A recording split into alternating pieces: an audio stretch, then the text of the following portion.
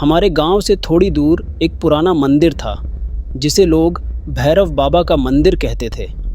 कहते हैं ये मंदिर बहुत पहले से यहाँ है और इसकी कहानी भी बहुत डरावनी है। कोई नहीं जानता कि मंदिर कब बना, पर बुजुर्गों का कहना था कि मंदिर के आसपास कभी रात में मत जाना।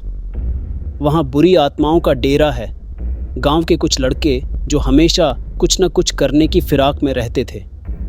एक दिन जब सारे दोस्त गांव के तालाब के पास बैठे थे, तब बात चल पड़ी भैरव बाबा के मंदिर की। उनमें से एक लड़का था रघु, जो भूत प्रेत जैसी बातों को बिल्कुल नहीं मानता था। रघु ने हंसते हुए कहा, अरे भाई, ये सब बुजुर्गों की डराने वाली बातें हैं। भूत प्रेत कुछ नहीं होते। मैं तो आज रात उस मंदिर में जाकर देखूंगा कि आखिर वहाँ ऐसा क्या है। दोस्तों ने उसे रोकने की कोशिश की। रघु, ये जगह मजाक की नहीं है। कई लोग गए हैं वहाँ, पर कोई सही सलामत नहीं लौटा। पर रघु ठान चुका था। रात को करीब 12 बजे जब सारा गांव सो रहा था, रघु चुपचाप मंदिर की ओर निकल पड़ा। रास्ते में ठंडी हवा चल रही थी और चारों तरफ सन्नाटा था। रघु के दिल में थोड़ी हलचल तो हो रही थी, लेकिन उसका हौसला नहीं टूटा। मंदिर पहुंचते ही उसने देखा कि वहां घना अंधेरा था, लेकिन मंदिर के अंदर से हल्की हल्की रोशनी आ रही थी। रघु मंदिर के अंदर घुसा। वहां कोई नहीं था। अचानक उसे किसी के खांसने की आवाज़ सुनाई दी। वो मुड़ा, पर पीछे कोई नहीं था। तभी मंदिर के एक कोने से उसे किसी बूढ़े आदमी की परछाई दिखी। वह थोड़ा डरा, पर फिर भी किसी तरह हिम्मत जुटाकर उस कोने की तरफ बढ़ा। जैसे ही वो परछाई के पास पहुंचा, वहां एक बूढ़ा साधु बैठा हुआ मिला, जिसका चेहरा झुर्रियों से भरा था और आंखें लाल थीं। साधु ने गहरी आवाज़ में कहा, तू यहाँ क्यों आया है बेटा? ये जगह तेरे लिए नहीं है। ये भैरव बाबा का इलाका है और यहाँ बिना इजाज़त आने वाले का अंजाम बुरा होता है। रघु थोड़ा घबराया, लेकिन फिर हिम्मत करके बोला, बाबा, मैं तो बस देखने आया था कि यहाँ लोग क्यों डरते हैं। साधु ने हंसते हुए कहा, जो देखना चाहता है उसे दिखा दिया जाता है।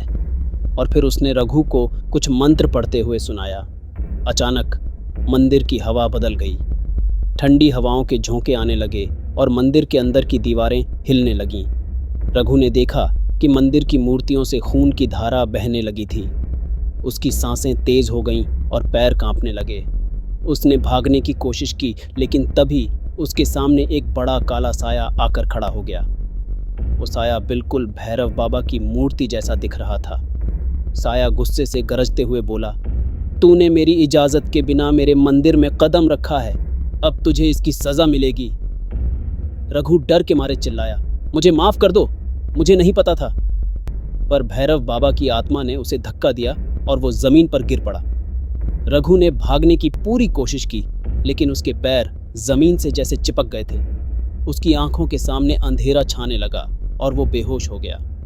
सुबह गांव के लोग मंदिर के पास पहुंचे तो उन्होंने रघु को मंदिर के बाहर बेहोश पाया। किसी ने उसे उठाया और होश में लाया, लेकिन रघु कुछ बोल नहीं पा रहा था।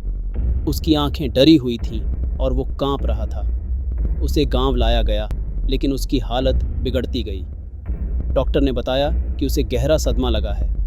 उस दिन के बाद से रघु ने कभी भी भैरव बाबा के मंदिर का नाम नहीं लिया। वो मंदिर आज भी वहीं खड़ा है, पर गांव के लोग उसे दूर से ही नमस्कार करते हैं। रात के समय कोई भी उधर से नहीं गुजरता।